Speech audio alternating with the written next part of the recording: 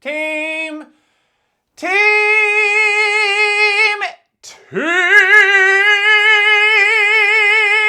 How's it going? Really nice to see you.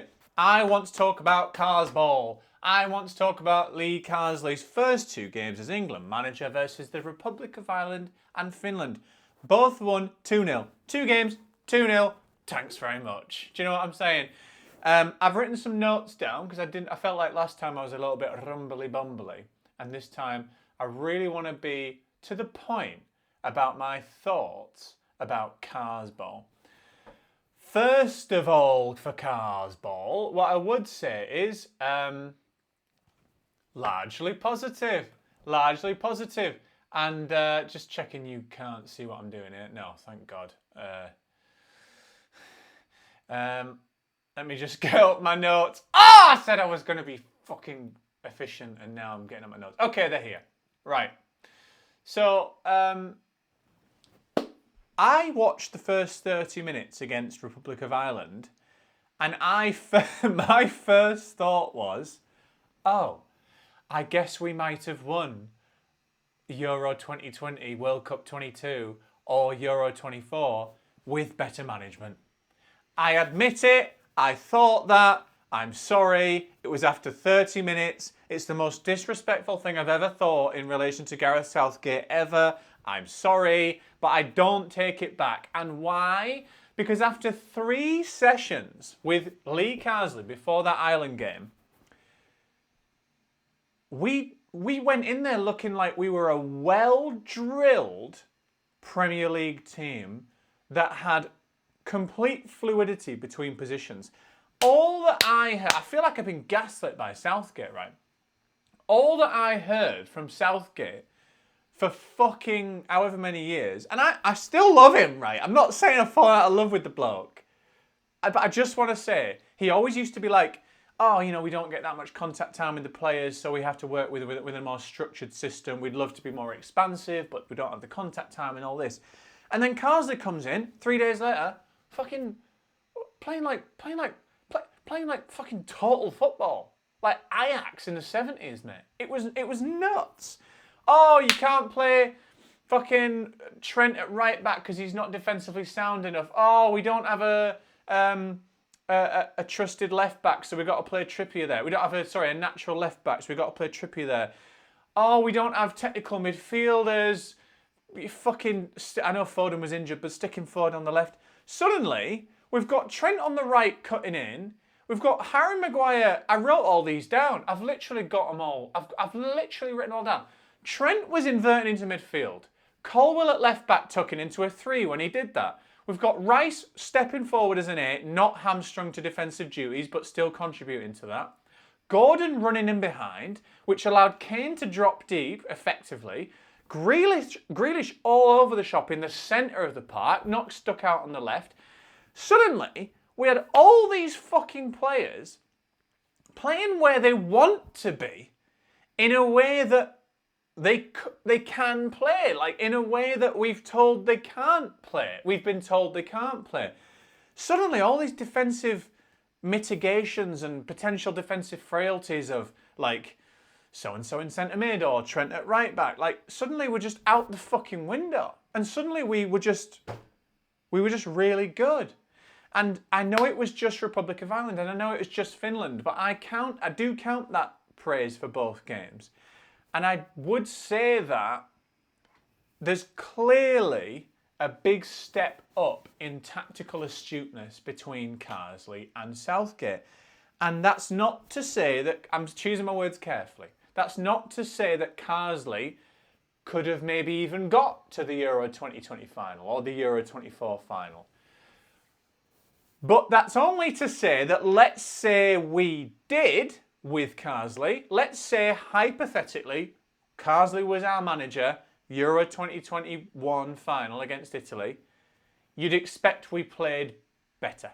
Correct? Correct or incorrect? You'd expect we played better. And that is a conclusion that you can take from the first 2 games with Carsley. And why? Because Carsley has accomplished, I'm going to say it, more tactically in the first 2 games than Southgate really did ever from an attacking point of view. So imagine what he could have done if he had the time that Southgate had before that Italy final and then got to the final hypothetically and we were there, you'd expect we would have played better. Because look what he did with 3 days. Look what he did with 3 days. It was nuts. Now, these games weren't perfect. There were lulls around similar periods in both games. You're talking maybe minute 40 to minute 55 were definitely a lull. But we looked fluid. We looked fluid in a way that you would want from an England team managed by like Pep Guardiola. We were more direct than a Pep Guardiola team. We were more, I guess, we didn't take time in the build-up. There wasn't much like possessional play. We were quite penetrative, you know. But my point being is that like we looked like a team that were coached. So that's the first thing. Secondly, back to the players playing where they want to play, and all those benefits that I was talking about. We were playing those players to their strengths. So, again, there were tactical issues during the Euros that were blindingly obvious, and Southgate gaslit me and all of us into thinking that they were unsolvable with a short space of time. For example, consistently playing Foden out on the left, consistently playing Trippier at left back, not even taking another fucking left back, which there are others. Southgate telling us there are no fit left. There are fit left backs, mate. You just haven't fucking took one.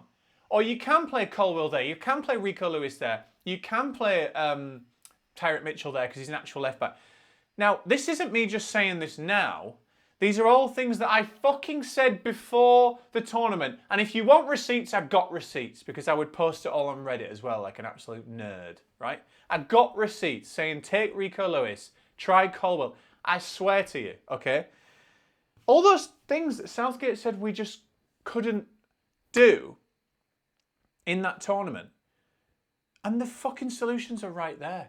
Put Gordon on the left instead of Foden. Maybe Foden can either push deeper or he can come on for Bellingham later. Like, we need runners beyond Kane. Runners beyond Kane. Why is it Kane wasn't pressing during the whole tournament? And then on this, it looks like someone, on these 2 games, it looks like someone's put a firecracker up his arse. And I'm like, what's the difference there? Is it the system or is it the coaching or is it both? Because I would have thought Southgate would have had the authority to tell Kane to press, but he obviously didn't give him the impetus to press, either tactically or systemically. Like, Carsley has done that in 3 days. Kane was actually pressing. He was actually sprinting. It was like a different player. Just to cut forward, by the way, against Finland,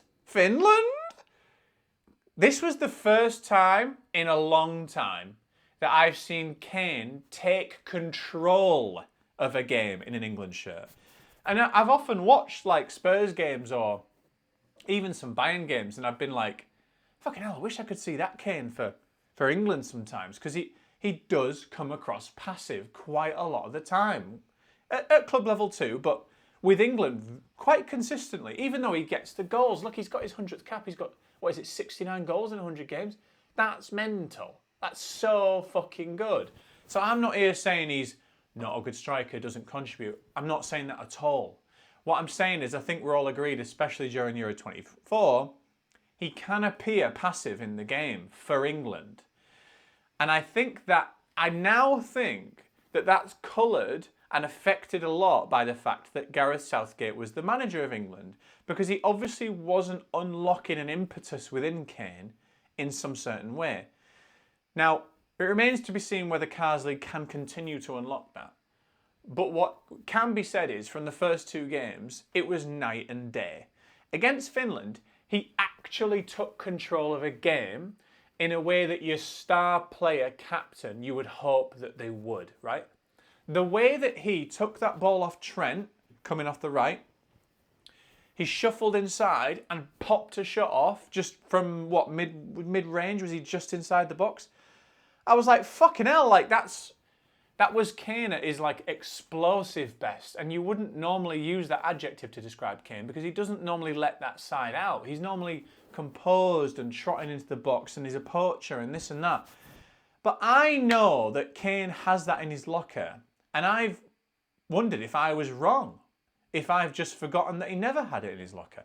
But he fucking does, and it was so great to see because before that goal was scored, he'd had a disallowed goal. Fair enough, it was from quite close range, but he was on the last man.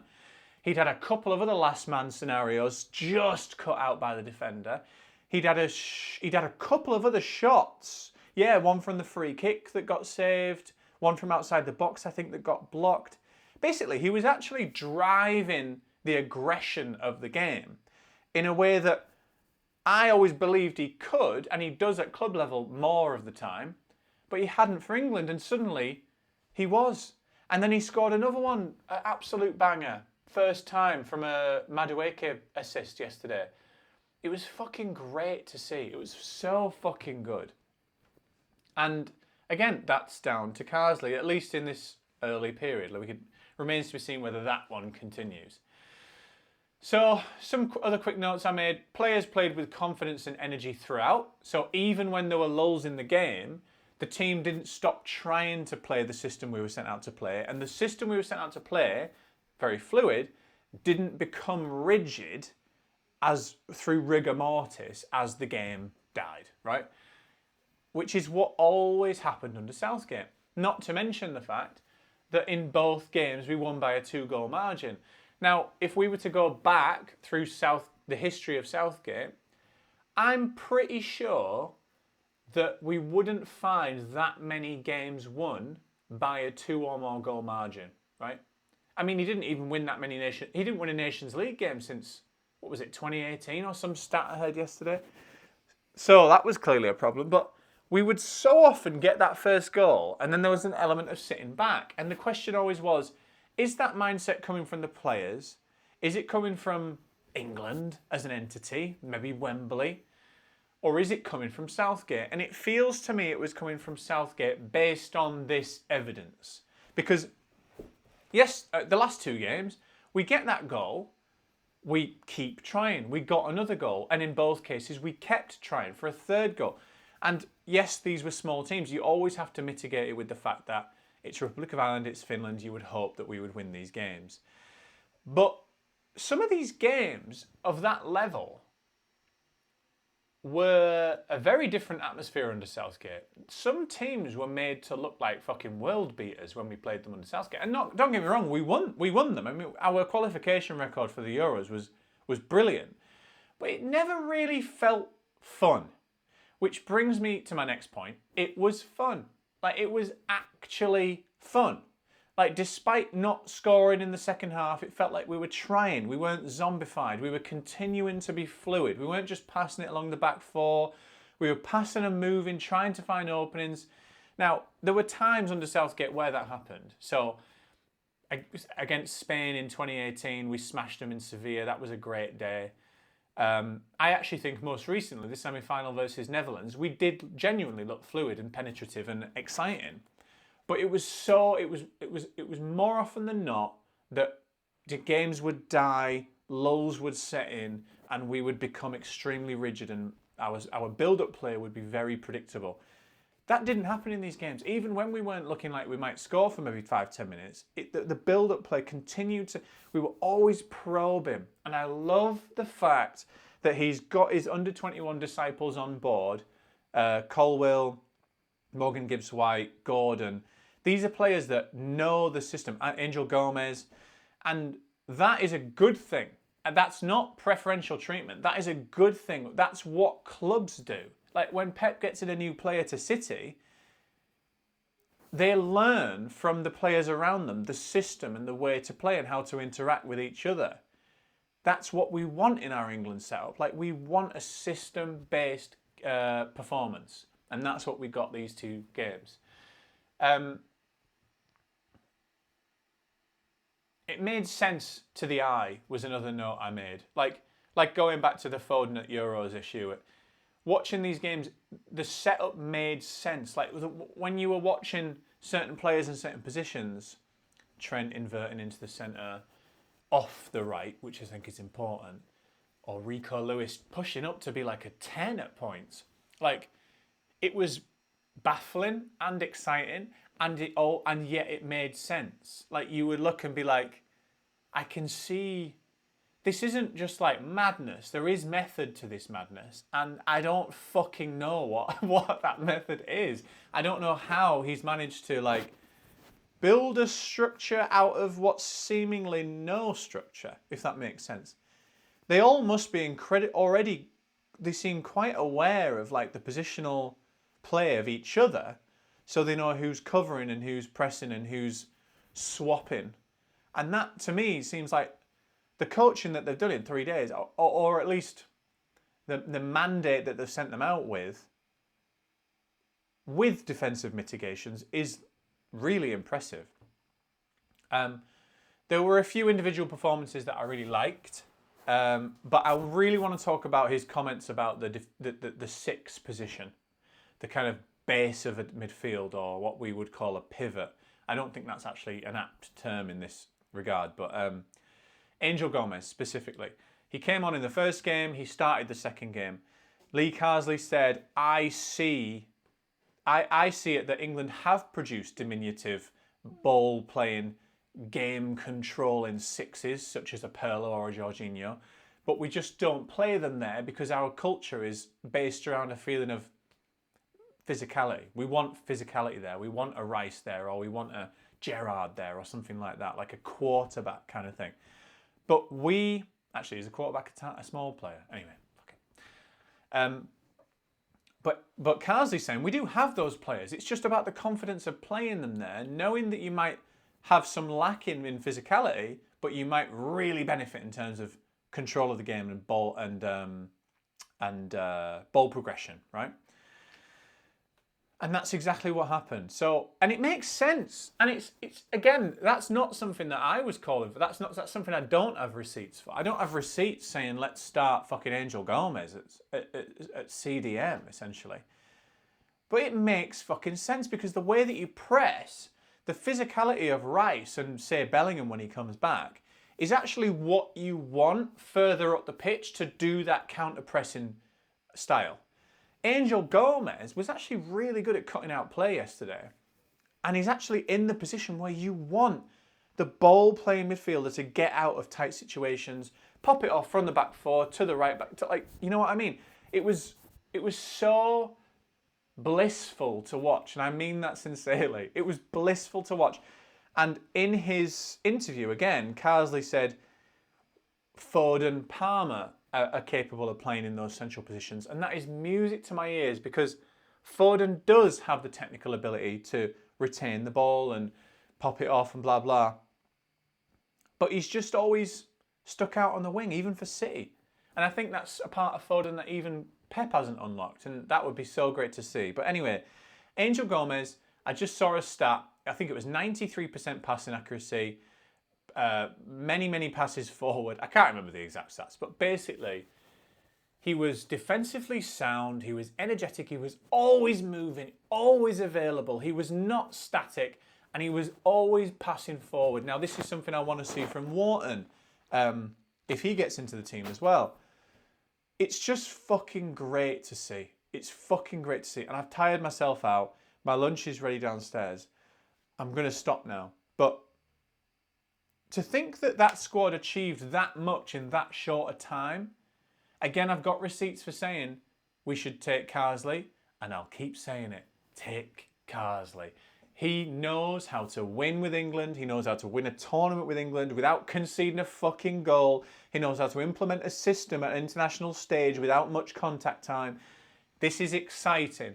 And it's exciting that we achieved all that with a squad missing Foden, Palmer and Bellingham. Arguably, three of our most important players. Arguably. Palmer just fucking scored in the Euro final that we could have won.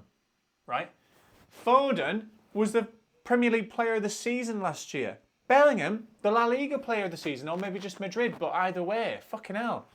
These are incredible players to come back in. And where's he going to put them? That's the exciting part.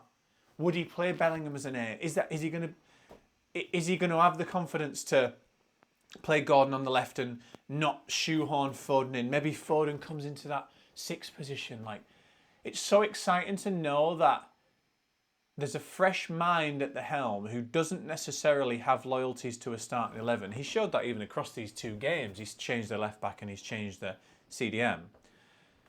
And who seems to be committed to playing players in the right position. Everyone used to always get hung up on like, you got to pick players in the squad based on form. And I agree with that to an extent though. I always used to think that's actually not the main problem with Southgate. Southgate wasn't too bad at that really. I actually think Carsley's showing that the real way forward is actually to pull back from picking players on form, necessarily. Because I mean, I don't know the form of Angel Gomes, for example. He's playing at Lille. And I think the form is questionable of Colwill. And I think the form is questionable of Gallagher. But they're in the squad based on the system, especially Colwill and Angel Gomes, right? I think that is the key. Pick players who are not on their last fucking legs, tired or really out of form, yeah. But also pick players for the system first. Who is going to complement the other players in the squad? That to me is what Carsley has done here, and that's a huge change. And I'm so excited. I've genuinely made myself lightheaded talking so much. And look, I said I'd be here through the next cycle. I'm here. This is me. This is how much I think about England. I'll be posting again come October because there are games, more Nations League games in October. Can't wait to watch Carsball. Woo! Thanks for coming, guys. See you next time.